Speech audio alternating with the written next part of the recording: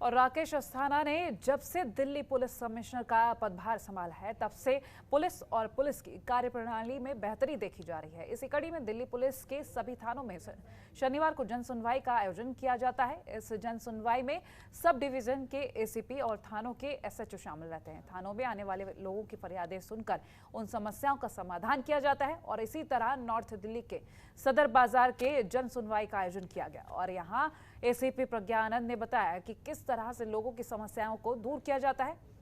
जनतंत्र टीवी के संवाददाता मोहम्मद आसिफ से उन्होंने खास बातचीत की है।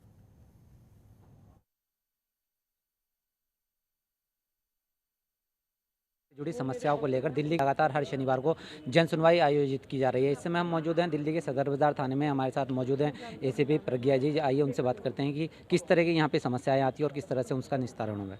मैम कि यहाँ पे जो जन सुनवाई चल रही है उसमें किस तरह की ज़्यादा समस्याएं आपके सामने आती है? जी, जैसा कि आप जानते हैं जो सदर बाज़ार है और सदर बाज़ार सब डिवीज़न में जो बाकी 2 थाने और आते हैं सदर बाज़ार के अलावा सब्जी मंडी और बाड़ा हिंदू राव, बहुत पुराने टाइम से यहाँ चले आ रहे हैं। तो ये इलाका बहुत पुराना है, ये मार्केट एरिया है। तो यहाँ के जो इश्यूज़ हैं वो कुछ इस तरीके से हैं कि यहाँ पे जो गलियाँ हैं काफ़ी छोटी छोटी हैं।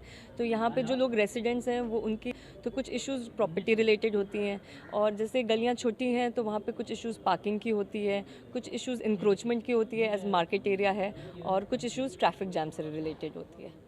तो मैम कितने समय के अंदर उन समस्याओं का निस्तारण होता है? जी, डिपेंड करता है। जैसे जो झगड़े हैं अगर छोटे मोटे होते हैं, अगर इट इज़ रिलेटेड टू कि मोटर जो है वो इधर लगा है उनकी मोटर से आ रही है, इस तरीके के भी इश्यूज़ जो हम सुनने को मिलती है तो इसकी तो सोल्यूशन ऑन द स्पॉट हो जाती है। मैं कोशिश मेरी हमारी यही रहती है कि जो कंप्लेनेंट है और जो 2 अदर पार्टी है जो जिनको हम एलिज्ड बोलते हैं वो भी उसी समय मौजूद रहें तो आमने सामने ही बैठ के उनके प्रॉब्लम का सोल्यूशन निकल जाए।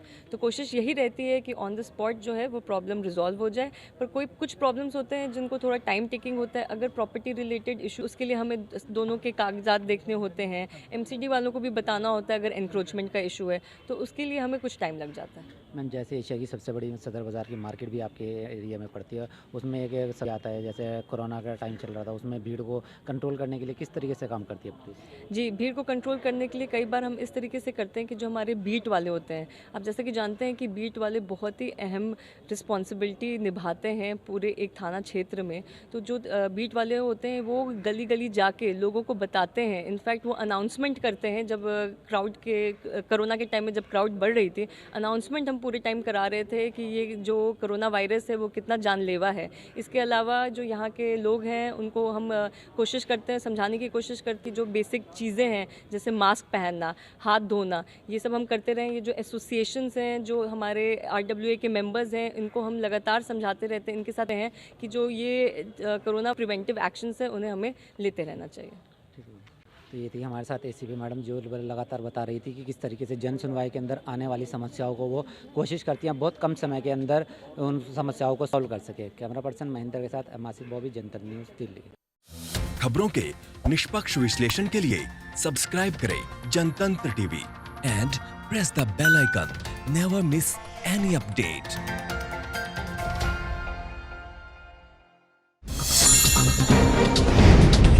डाउनलोड कीजिए जनतंत्र टीवी ऐप को जो कि अवेलेबल है गूगल प्ले और ऐप स्टोर पर।